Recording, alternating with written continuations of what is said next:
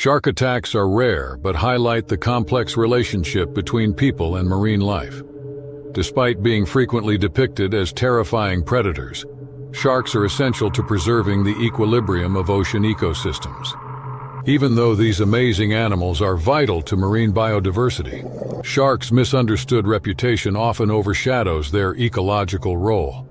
We better understand the balance of life beneath the waves and our responsibility to preserve it by examining shark attacks, human interactions with the ocean, and the need for conservation. Here are 6 stories. The Pacific Ocean stretched wide and unpredictable off the coast of San Clemente Island, about 70 miles west of San Diego, California. On November 17, 2024, a dull gray overcast blanketed the island, causing the horizon to fade into the sea. San Clemente Island, owned and operated by the US Navy, was rarely seen by civilians. The rocky island was surrounded by waters frequented by everything from military ships to the ocean's top predators.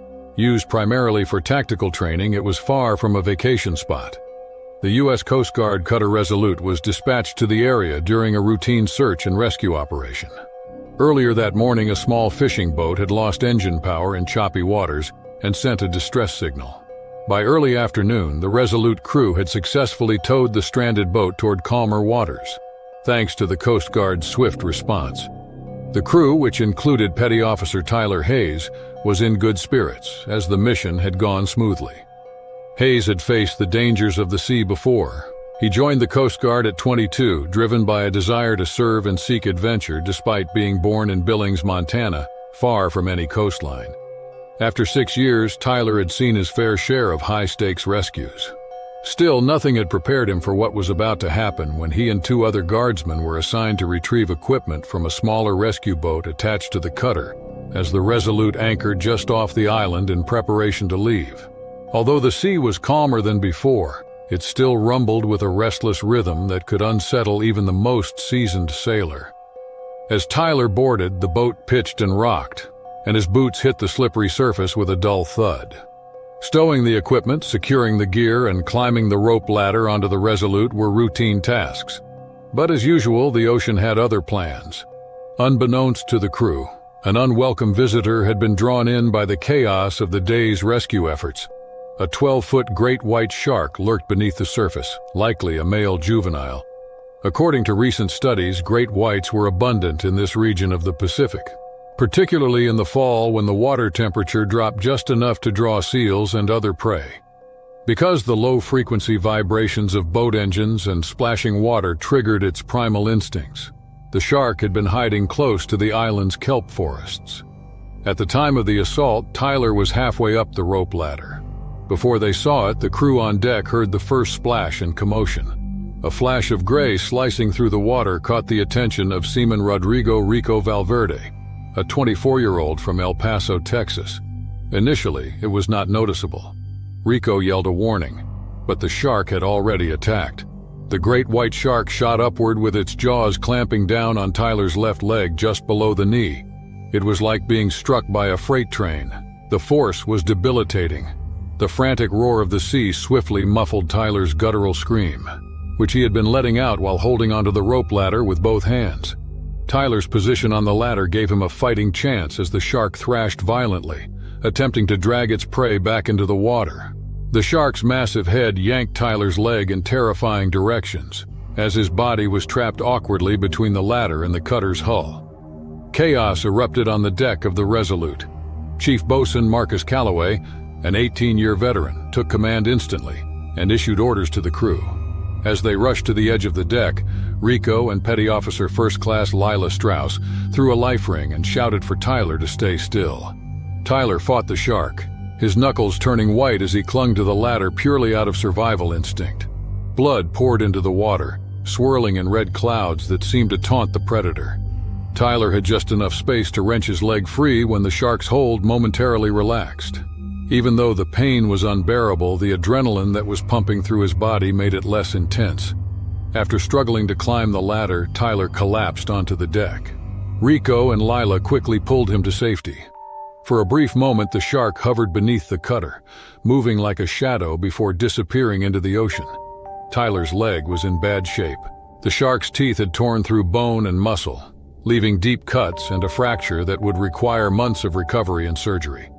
Blood pooled beneath him, but Lila, trained as a basic EMT, quickly stopped the bleeding by applying a tourniquet.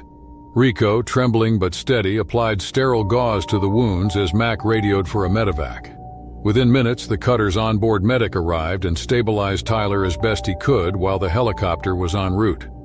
The crew worked in tense silence, their faces pale with the realization that Tyler had narrowly escaped being dragged into the water.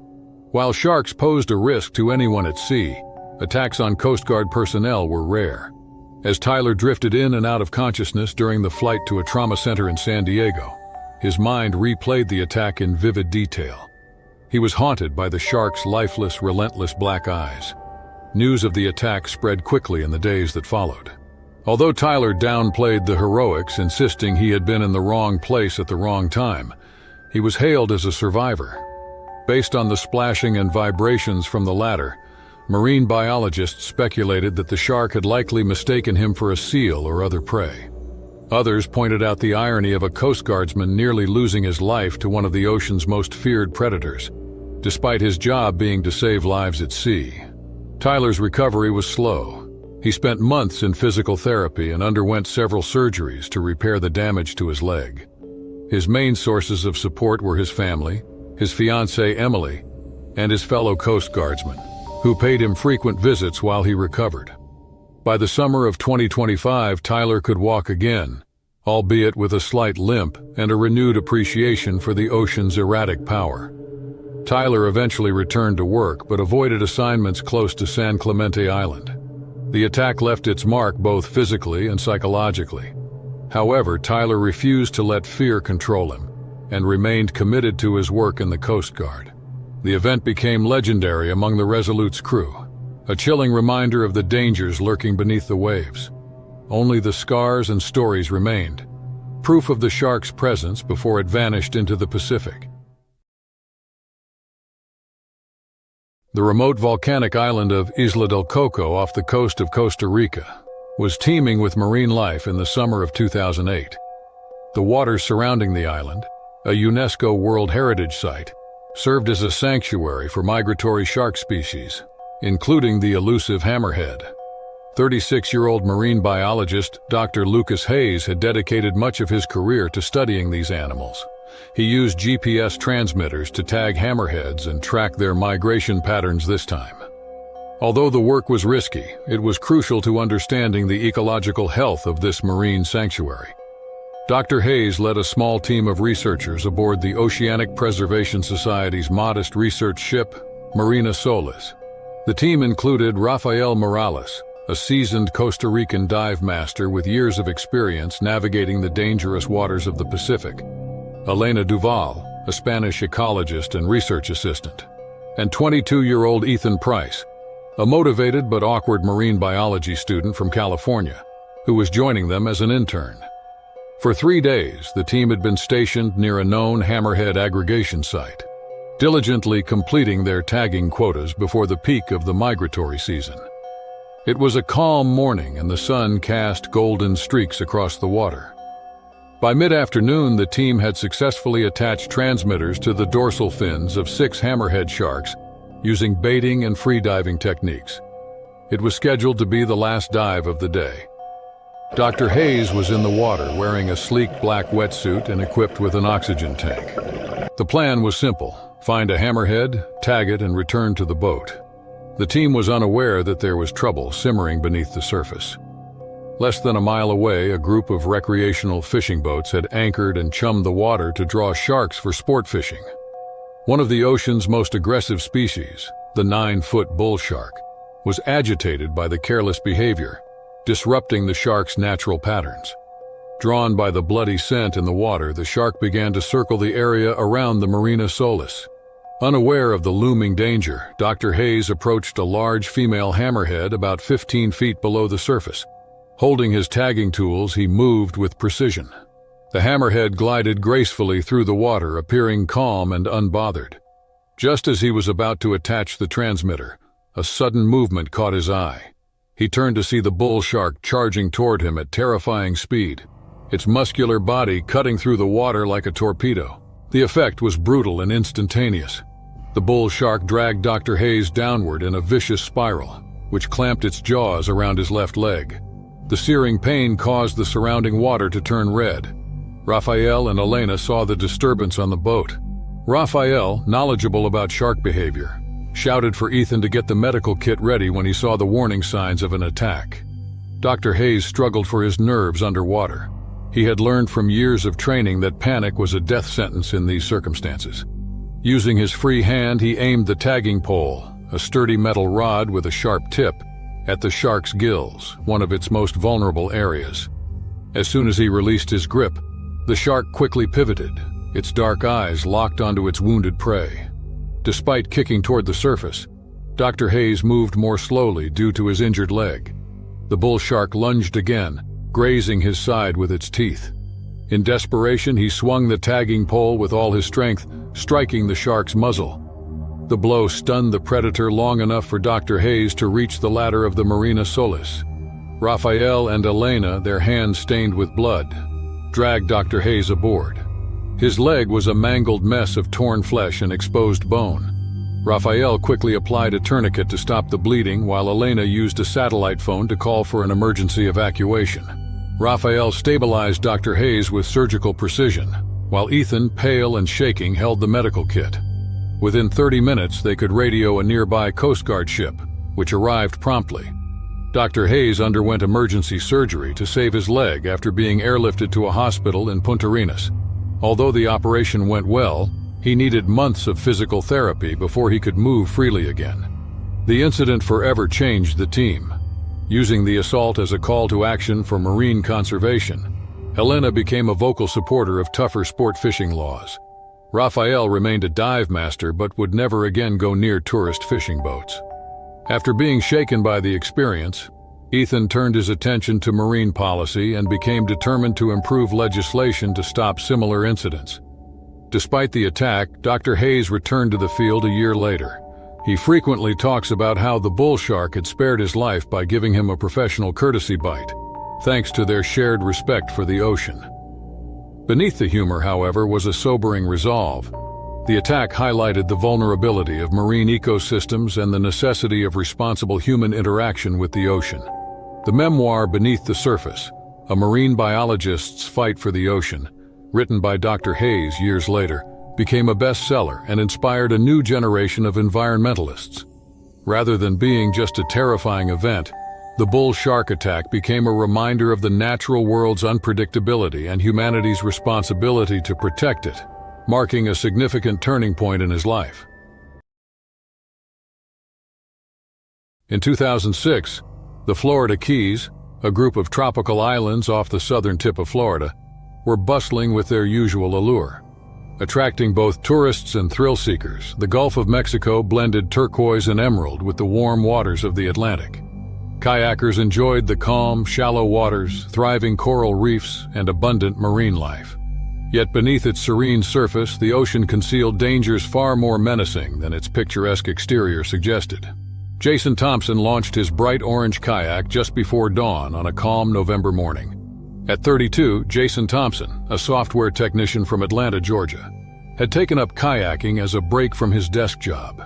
He aimed to paddle out to a small mangrove island a few miles offshore and return before the sun climbed too high.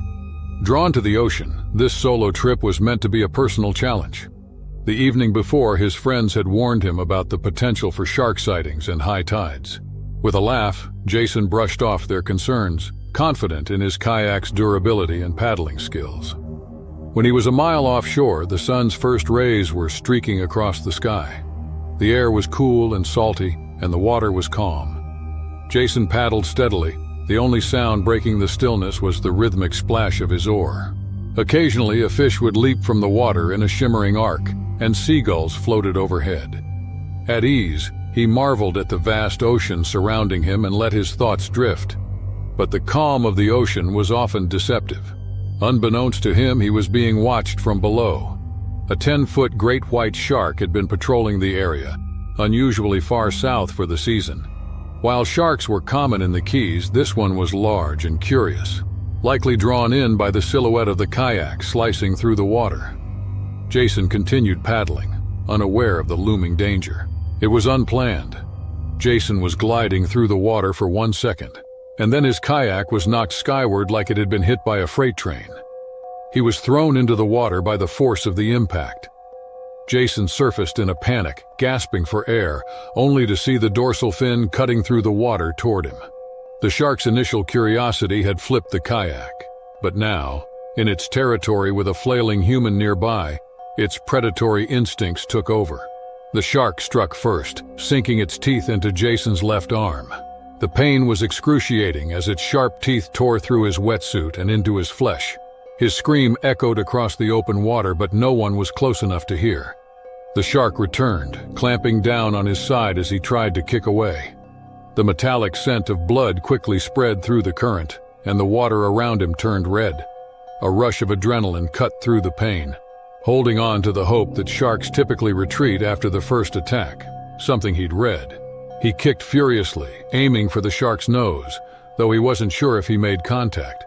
Suddenly, the shark released its grip and circled a few yards away, seemingly weighing whether to attack again. Jason seized the opportunity.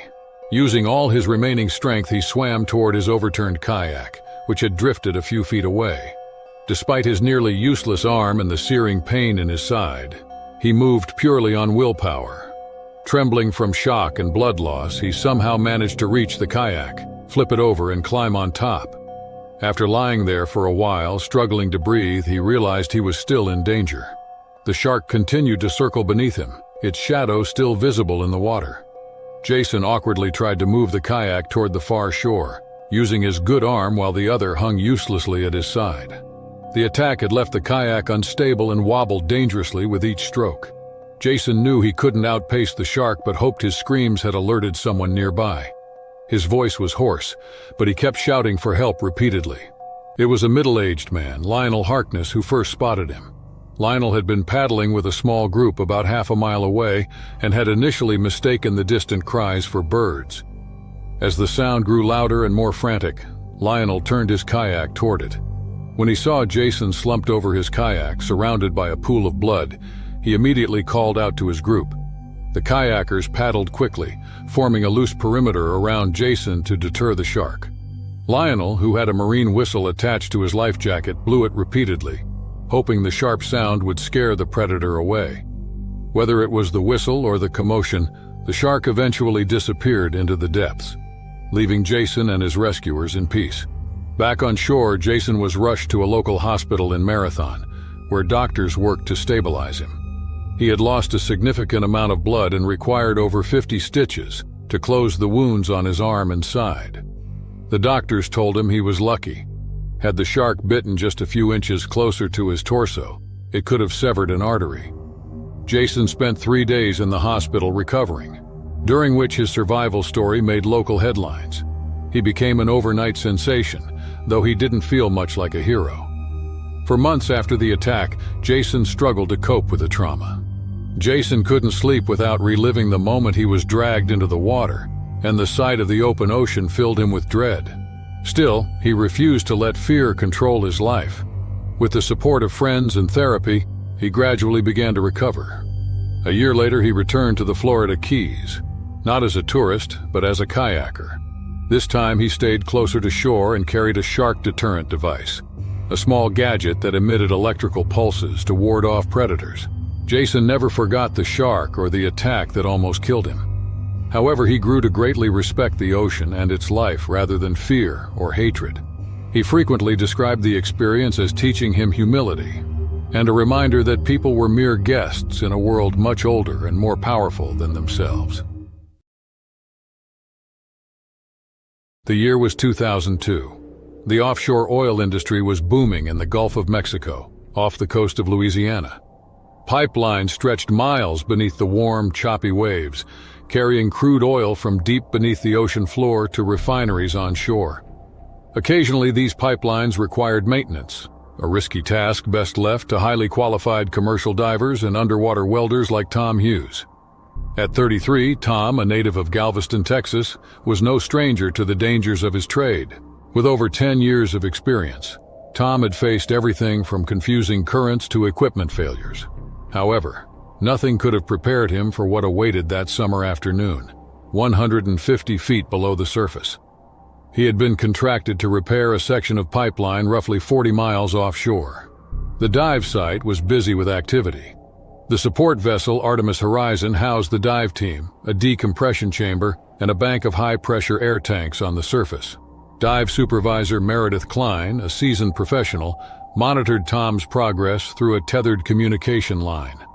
Two other divers, Victor Reyes and Ian McCall, stood by, suited up and ready to assist if needed. The Gulf had its share of dangers. Marine life thrived in its waters, and predators were often drawn to the vibrations of large machinery. But as Tom descended deeper, his main concern wasn't the wildlife. He focused on the task at hand, welding a corroded section of pipeline. The water was murky, with visibility reduced to just a few feet. As Tom positioned himself, his headlamp cut through the darkness, illuminating the pipeline. The water swarmed with unsettling shadows as the welding torch flared to life. A hypnotic rhythm was produced as the sparks danced and fizzled out as they came into contact with the nearby seawater. Tom had no idea that a big mako shark had come to visit because of the vibrations from his tools. The shark, a sleek torpedo-shaped predator with a length of almost 10 feet, was designed for power and speed. It had been cruising the area searching for prey when it noticed electrical signals and high-frequency vibrations coming from Tom's equipment. When Tom sensed a sudden change in the water pressure, he realized the shark was there. Tom saw a shadow move quickly and purposefully out of the corner of his eye. He turned his head, but the murkiness of the water distorted his vision. He shrugged it off, assuming it was just a passing fish. Still, an uneasy knot formed in his stomach. He refocused on the weld, trying to push the discomfort aside. Minutes ticked by. Then, without warning, the shark attacked. It moved almost imperceptibly, closing in from behind and below. Tom felt a searing pain in his right leg, followed by a violent pull that nearly wrenched him from the pipeline. Although the shark's first bite was exploratory, it was enough to tear through Tom's dive suit and sink its teeth into his flesh. The shark momentarily pulled back as blood began to cloud the water. Tom's training kicked in. He resisted the urge to panic, knowing that rapid breathing would deplete his air and increase his heart rate, forcing more blood from the wound. Reaching for the dive knife strapped to his thigh, he prepared for the worst, but the shark didn't return. Instead, it circled, its black eyes fixed on him as it assessed the situation. Tom was aware that he couldn't climb right away because the sudden change in pressure would result in decompression sickness, also known as the bends, which could be fatal. He had to call for assistance. On the surface, Tom informed Meredith of the situation via his tethered communication line. His steady but strained voice explained the attack and his present state of health. Meredith moved swiftly. As the crew of the Artemis Horizon began a controlled ascent for Tom, she gave Victor and Ian instructions to get ready for an emergency dive. Tom watched the shark as it continued to circle while he waited. It could have been the shock setting in, but the water around him grew colder. He used a strap from his harness to secure a makeshift tourniquet around his leg, attempting to reduce the rate of bleeding. Despite the unbearable pain, he gritted his teeth and concentrated on surviving. Victor and Ian descended in minutes, their strong dive lights piercing the haze. The shark retreated into the darkness, startled by the sudden commotion. Once the two divers reached Tom, they secured him for the ascent. Thanks to their systematic, gradual approach, his body adjusted to the decreasing pressure as they ascended. On the surface, the crew worked with military precision to ensure a smooth operation. Tom spent the next few hours stabilizing in the decompression chamber after being hauled aboard. Jasper Lorne, the ship's medic, a wiry man with a steady hand, cleaned his wounds and administered antibiotics to prevent infection. Despite significant blood loss, the tourniquet likely saved Tom's life. The shark's bite had narrowly missed major arteries, but the deep gashes would require multiple surgeries and months of physical therapy. While Tom later joked that the encounter had sharpened him, the experience left lasting effects on his body and mind. The incident sparked discussions in the diving community about predator encounters during offshore work. Tom started to support improved safety procedures and training for handling marine life. He frequently told his story at industry conferences, highlighting the value of composure under duress. Tom Hughes saw the experience as more than just a near-death experience. It served as a reminder of the human spirit's tenacity and the ocean's unpredictability.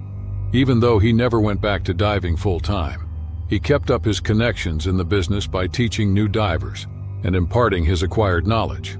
The Gulf of Mexico was still teeming with life, and the waters there served as a platform for the untamed might of nature. Tom's story served as a reminder to those who ventured into the depths of the dangers they faced and the courage needed to return to the surface. Hawaii's Oahu basked in its typical splendor during the summer of 2004. The island attracted tourists and athletes with its rocky coastlines and azure waters. Among them was 27-year-old triathlete Amanda Lee from Denver, Colorado. Amanda had been preparing for the Kaiwi Channel Triathlon for months, a demanding event that included 90 miles of biking and a 6-mile swim across the open ocean. Determined but cautious, she chose a relatively calm area of Makapu Beach for her training. The location was known for its natural beauty, erratic currents, and occasional tiger shark sightings. Makapu Beach has been a popular swimming spot and testing ground for swimmers for many years. However, the Kaiwi Channel, which separates Oahu from Molokai, had earned the nickname the Channel of Bones due to the numerous fatalities linked to its dangerous waters. While locals often joked about sharks patrolling the area, these stories were usually told in an exaggerated, lighthearted way. For Amanda, the challenge of swimming in these unpredictable waters was part of the appeal. After researching the risks and consulting with local guides, she purchased a shark-repellent device secured to her ankle. Despite these precautions, she could not have anticipated what would unfold that day. Just after dawn, Amanda entered the water on a clear morning. The Pacific glowed with golden streaks as the sun began to rise. A few fishermen were stationed along the beach, but the area was quiet otherwise. After adjusting her goggles and taking a deep breath, Amanda began swimming, cutting through the water with steady, practiced strokes. As she swam further out, the ocean floor gradually dropped to darker, deeper depths. Soon she found herself far from shore, surrounded by the vastness of the sea. About 30 minutes into her swim, Amanda noticed a shift in the water. At first it was subtle. She thought it was just a change in the current. Her left leg, however, felt a noticeable tug, and then she experienced a sudden intense pain. She turned her head and stopped in the middle of her stroke. Emerging from the deep blue was a tiger shark approximately 10 feet long. It had sunk its teeth into her calf, and the sight of its serrated jaws was something Amanda would never forget. Amanda's instincts took over as panic swept through her body. She kicked at the shark's muzzle and flailed her legs in an attempt to escape.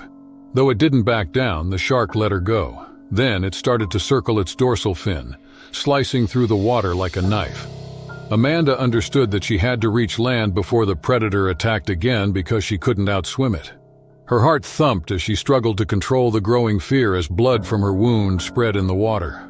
Amanda's injured leg hurt with every stroke as she swam as hard as she could. The shark followed her, its movements unnerving and purposeful. Although it wasn't attacking, its presence was a continual reminder that it might do so at any time.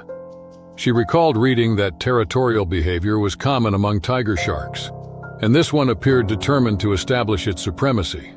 Every time she turned to look behind her, she saw its shadow moving like a ghost through the water. Amanda persisted even though it seemed impossible to reach the shore. She tried to ignore the burning sensation in her calf and concentrated on her breathing and strokes. There was still no one on the beach to call for help. Her shark-repellent device, a small electronic gadget that emitted signals to deter predators, seemed ineffective. Amanda couldn't tell whether the shark had ignored it or if the device had malfunctioned. Each minute felt like an eternity. The shark came close again, brushing against her side. Desperate to buy herself more time, Amanda kicked out, but she could feel herself slowing down. Her leg was weakening with each stroke. Just as she was beginning to lose hope, the sensation of sand beneath her hands offered a glimmer of relief. She reached the shallow waters. The shark paused just beyond the breaking waves as if deciding whether to pursue her further. Amanda didn't hesitate. She crawled onto the beach and collapsed onto the sand. Her calf, torn open, was mangled and bleeding heavily. The fishermen she had seen earlier rushed to her side. One of them, a grizzled man named Kaipo, quickly tied his shirt around her leg, making a makeshift tourniquet, while another called for an ambulance. Amanda was rushed to a hospital in Honolulu, where doctors worked to clean and close her wounds. She had sustained several deep lacerations and significant blood loss, but miraculously, no arteries or major tendons had been severed. The medical team commended her for keeping her composure during the ordeal, as panic could have easily led to a worse outcome. Amanda spent 3 weeks in the hospital, followed by months of physical therapy to regain full use of her leg. The incident emotionally and physically scarred Amanda. She struggled for weeks to get close to the water. Her fear eventually gave way to a feeling of purpose, though. She started advocating for improved resources and education for athletes, and became a vocal supporter of open-water swimming safety. Amanda encouraged using more potent deterrent technologies. She collaborated with neighborhood organizations to erect shark warning systems along well-known beaches. Years later, Amanda returned to Makapu Beach not to swim but to reflect. Standing on the shore, she gazed out at the same waters that had nearly taken her life. The encounter with death had changed her, but it hadn't broken her. Instead, it had given her a new purpose: to ensure people could pursue their dreams without falling victim to the dangers of the deep. Though she never finished the Kaiwi Channel Triathlon, Amanda's story became a source of inspiration for swimmers and athletes worldwide. It stood a testament to the ocean's strength and beauty, and the human spirit's resilience. In the summer of 1998, Byron Bay, a picturesque coastal town in New South Wales, Australia, was a haven for surfers. Known for its clear blue waters, sprawling beaches, and consistent waves, the town attracted thrill-seekers and ocean lovers from around the world.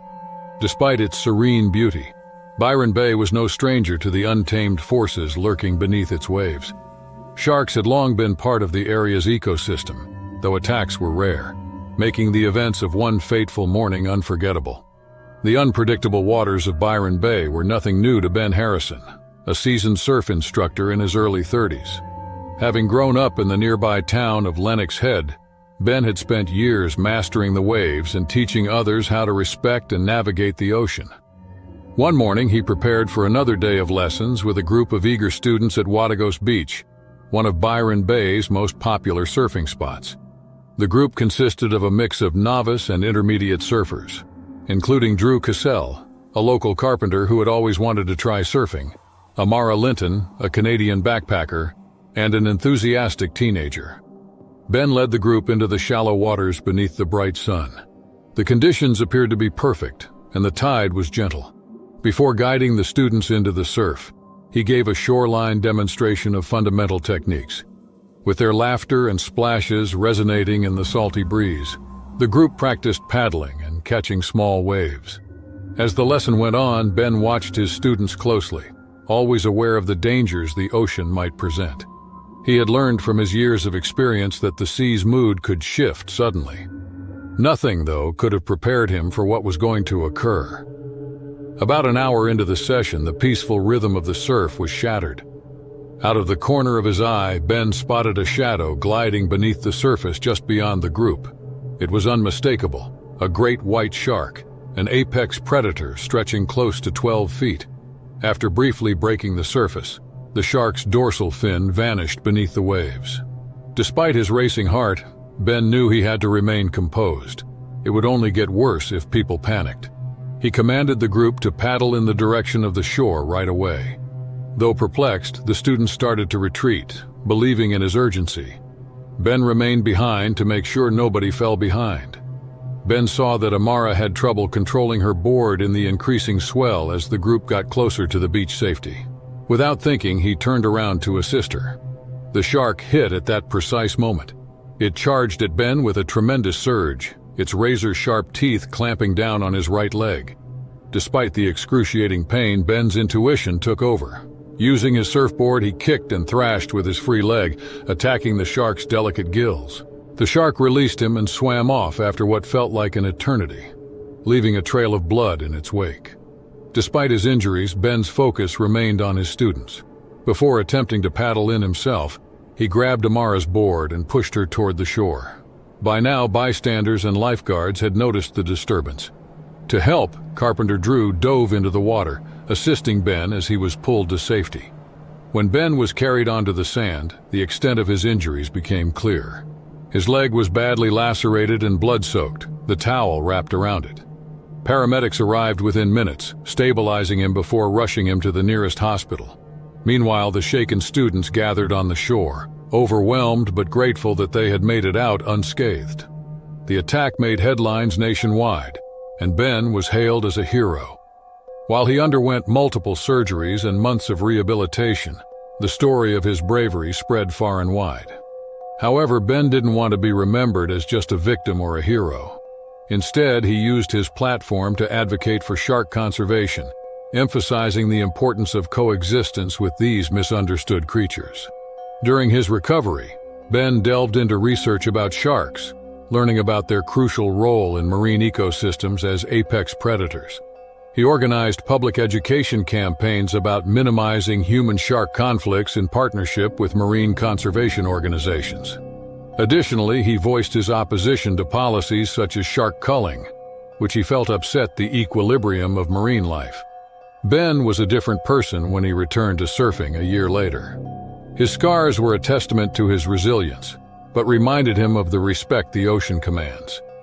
The locals, including his students, cheered him on when he returned to Byron Bay for his first surf. Ben's behavior that day made a deep impression on Amara Drew and the others.